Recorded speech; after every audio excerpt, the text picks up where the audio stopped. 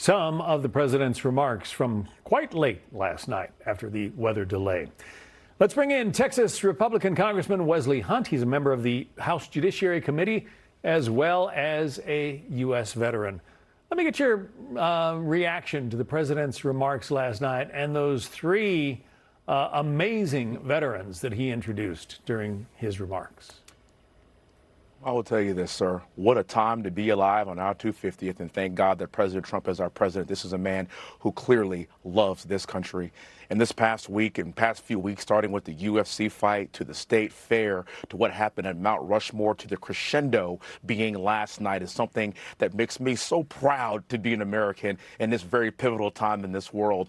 And the crescendo, the coup de grace of it all, of course, is honoring the brave men from World War II that would run and gave their lives and ran into a barrage of machine gun fire at the beaches of Normandy to rid the world of fascism. The international language is English because of these men, and it's not German because of these brave men.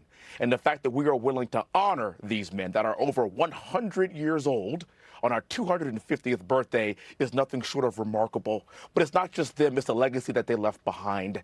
It's because of these brave men that inspired people like me and my family and thousands of others to continue to serve this country bravely.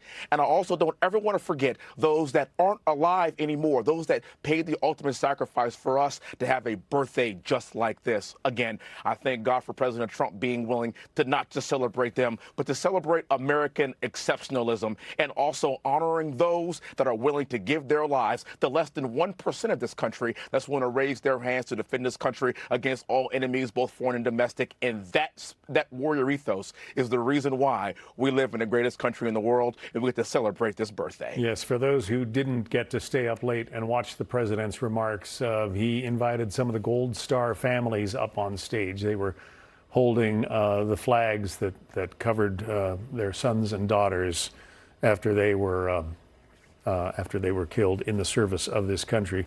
I want to put up, you're an Army veteran, I want to put up some of the stats on military recruitment in this country, which was struggling for a long time. Only the Marine Corps was able to actually recruit the numbers of Marines that it wanted.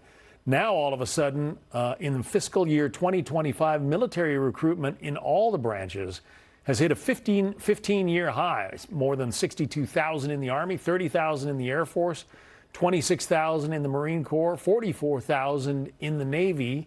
To what do you attribute that, Congressman? Sir, I attribute that to strong leadership, and it starts at the top. We have a president who truly loves this country and is willing to inspire the next generation of leaders and the next generation of soldiers. Of course, people then want to get on board. And you look at the pessimism on the heels of the Biden administration. And when you think about how they would almost put us to shame, if you think about what they did, what they said, the open borders policies, the idea that we should be ashamed to be Americans, what we were celebrating with them for 4 years, to all of a sudden have a president that's going to unapologetically say, not only are we the best now, we're going to be the best in perpetuity. And I thank God for him. I thank God for Secretary Hegseth that realized that we have to inspire the next generation of leadership. And all they said was this: come one, come all, if you want to serve the greatest nation in the world. It's not about what you look like. It's not about your race, religion, color, or creed. It's about, do you want to serve this country, and do you want to meet the standards? And our young people are answering the call.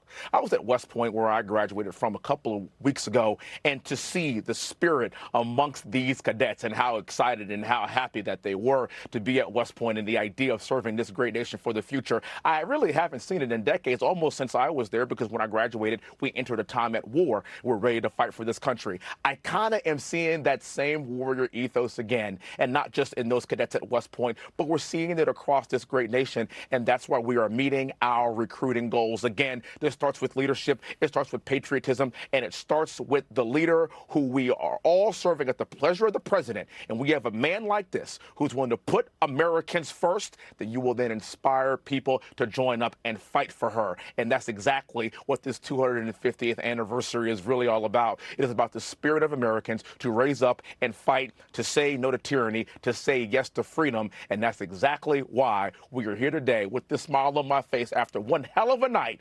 And hopefully we will have another 250 years just like it. Yeah, freedom isn't free. Congressman Wesley Hunt, also an Army veteran and a West Point grad.